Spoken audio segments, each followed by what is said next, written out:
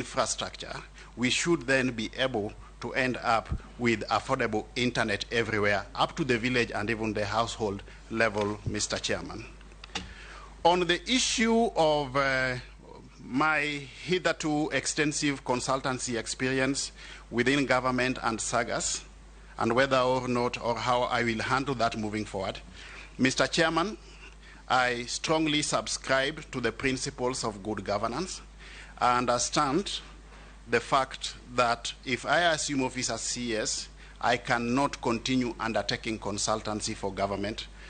As we speak, I've already given firm instructions to my lawyers to evaluate this position and see how fast, upon assumption of office, if I'm cleared, I can then vacate the consultancy space for government, Mr.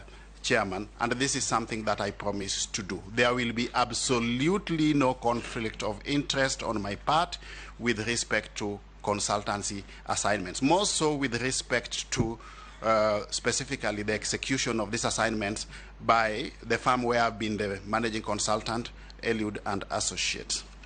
With respect to KBC,